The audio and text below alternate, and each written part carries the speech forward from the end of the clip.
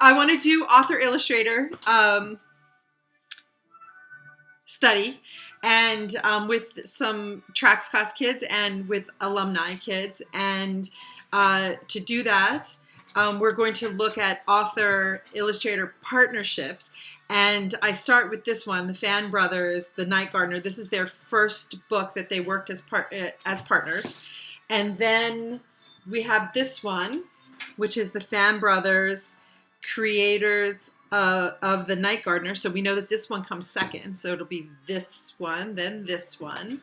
And we'll talk about illustrations, story, and design of the book, because all these work really well. And the third one is illustrated by the Fan Brothers, but it's written by Dashka Slater. So we can actually talk about how people partner to create a book. So this first one will be the Fan Brothers. And I like to take a look at it. I just want you to look at it for just a moment. We'll talk about just the construction of this book. And the cool thing is the Fan Brothers actually have a blog and a website that you can read, and you can see how what I'm about to tell you might be the same or different about what they tell you about the design of the book. So that's kind of fun, because I like to be we can compare and contrast from the actual source and the way I am looking at it. So here is the dust jacket, and I want to read you first about the authors that's on the back of the dust jacket. So here, let me read this to you. Terry Fan received his formal art training at Ontario College of Art and Design in Toronto, Canada. His work is a blend of traditional and contemporary techniques using ink or graphite mixed with digital. So that's telling you the medium that he's working in. He spends his days and nights creating magical paintings, portraits, and prints. The Night Gardener is his first book. Born in Illinois, he now lives in Toronto. Visit him online at crop.com, that's with a K. I'll put this, actually, let me put this information in the notes of the YouTube thing.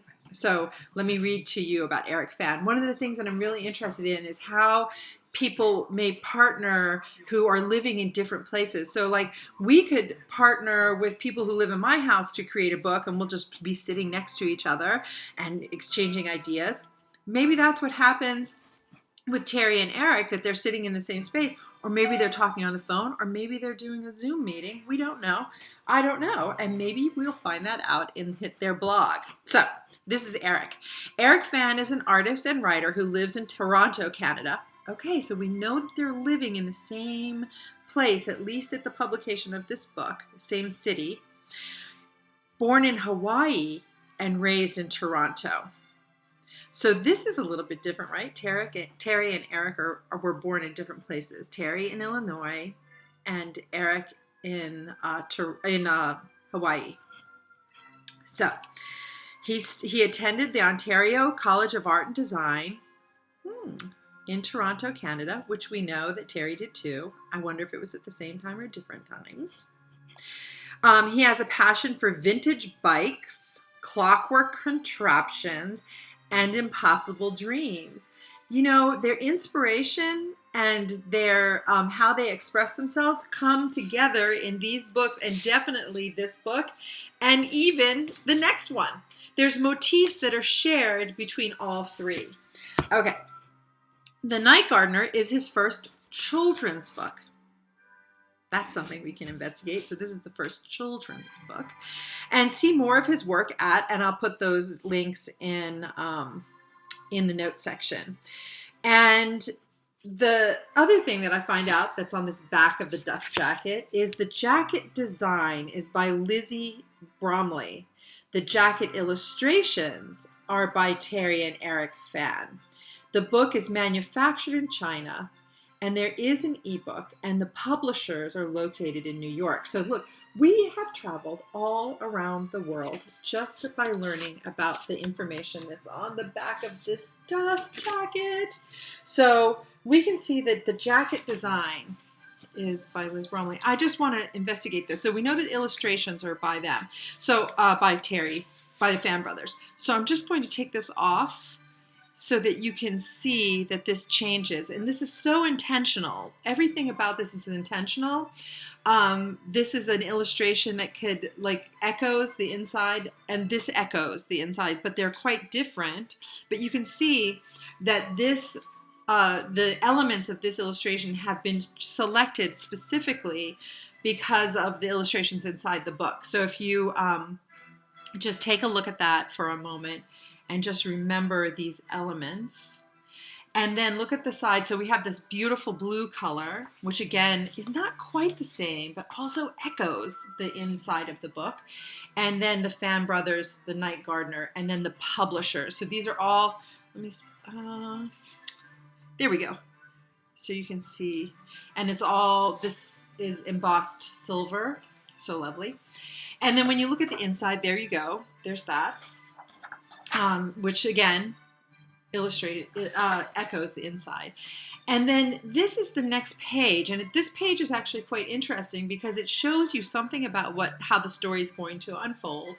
And there's some seeds that are planted in this illustration that you need to kind of come back to over time. So one thing is that when you look at it, we're going to see this person is quite clear.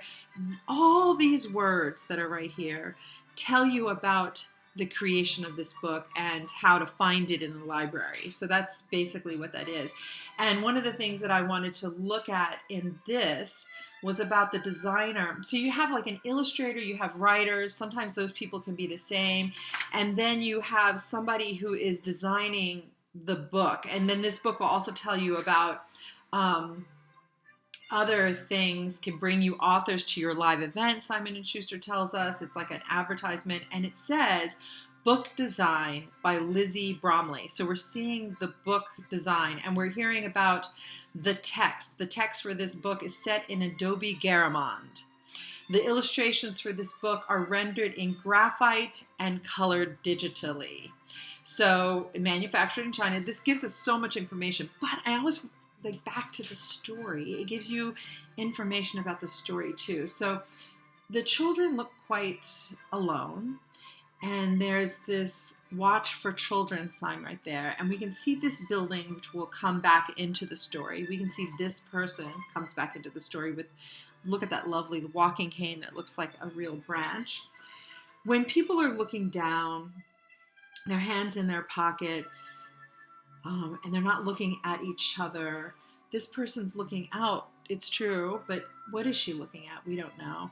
The color palette is very plain and kicking along. There's some trash in the gutter. There's grass growing up. These, the yards look like there's nothing planted in them. This girl actually reminds me of the one that's from Meadowview Street, even though it isn't, but she just reminds me of it because this book kind of reminds me of Meadowview Street, of how a community comes together and makes things different.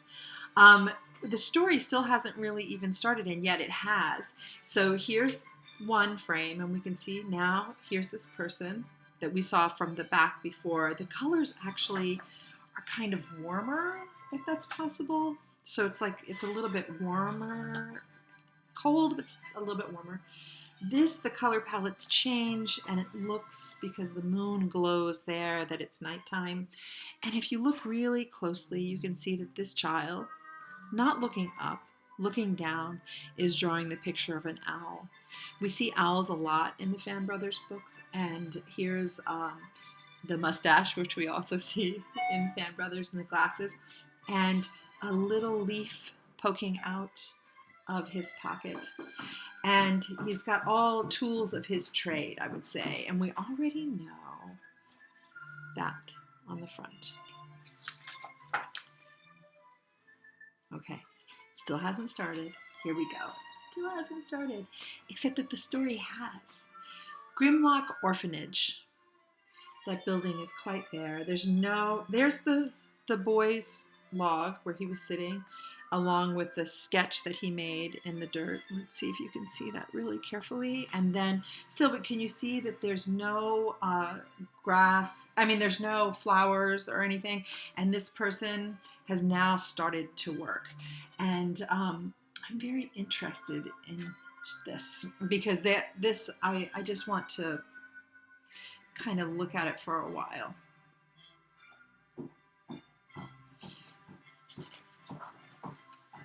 Here we go. William looked out his window to find a commotion on the street. He quickly dressed, ran downstairs, and raced out the door to discover ... Now we know that here is William. There's William on the front cover, and you can see the window that he's looking out of. Does it echo this window? So we know that William lives in this Grimlock orphanage. And you know that they chose Grimlock very specifically for this book because why? Why do you think? You just think.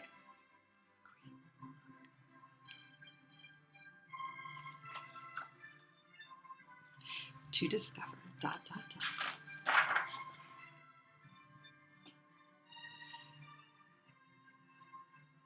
Taking photographs, looking in wonder. Look, someone's come from far away.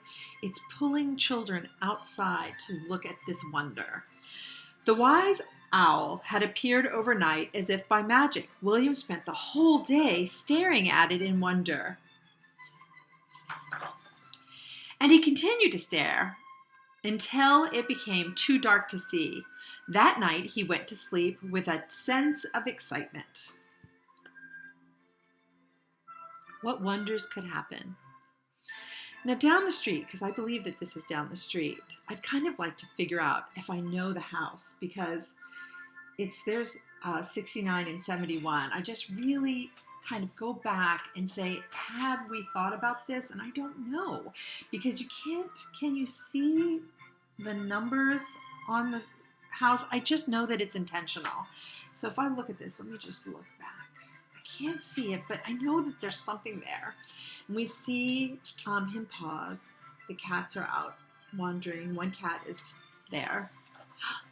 The following morning, are we still at the corner of Grimlock? So have we turned the corner? Are these houses on the other side? People are... Yep. William was not disappointed, and neither are we. Look at that. The cats are thrilled.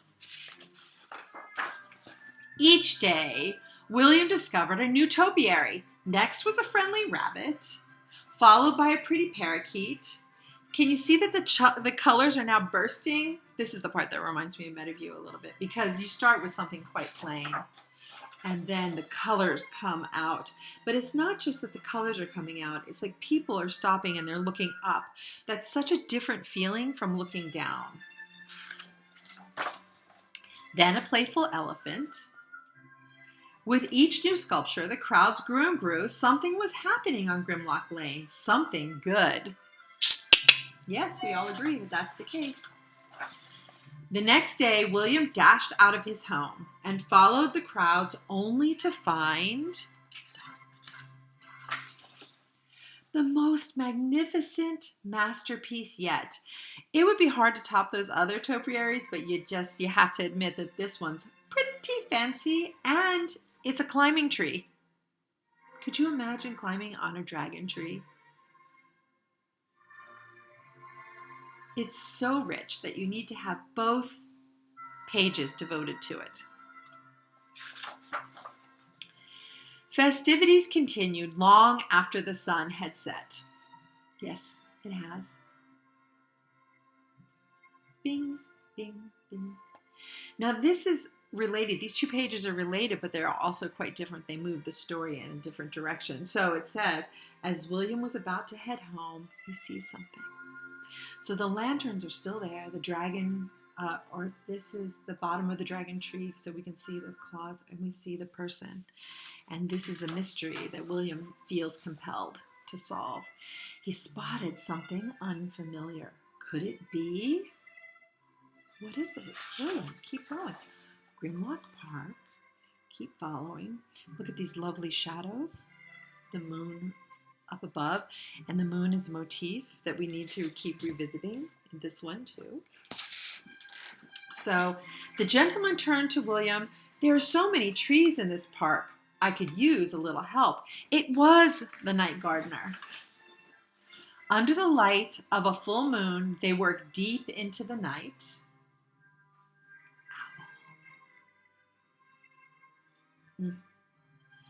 Sleepy, sleepy. I wonder if he collects the leaves, the night gardener, and does something special with them. William awoke to the sound of happy families walking by and a gift from the night gardener for William. This is a close-up. So here we see it sitting next to his foot, and the Fan brothers have pulled it close so that you could see it because it's an important part of the story, and it might be also why it's on the cover. So it's like you can see that they have pulled this close. The whole town had come out to admire the night gardeners and William's hard work. Wow, there were so many trees in that park. And you just need to put a placeholder in this one. Plant these seeds.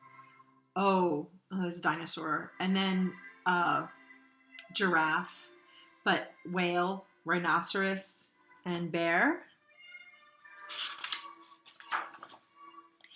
Over time, the leaves changed. So the Fan brothers took us through some seasons. So it says, over time, the leaves change, ... And this is an important part of the story because you can see that time has passed and they've devoted 2 pages to this changing season. And then fell until there was no evidence that the night gardener had ever been to Grimlock Lane. People are starting to look down. Winter changes us, and it has certainly changed the landscape. But the people of the small town were never the same. Can you see that now? It's all different. There's green grass, flowers planting, people working together, people looking up, and planting new plants. Look, there's a lemonade stand. These are things that you could probably think that you might be able to see on this day once the quarantine is done. Watch for children. Watch for them. And this sign is on the back of an ice cream truck, which is so different than a sign on a street that says watch for children, because what does that sign on the street mean, watch for children? Watch for them in a children's book. And welcoming children, and the other one is like be careful of children. I don't know.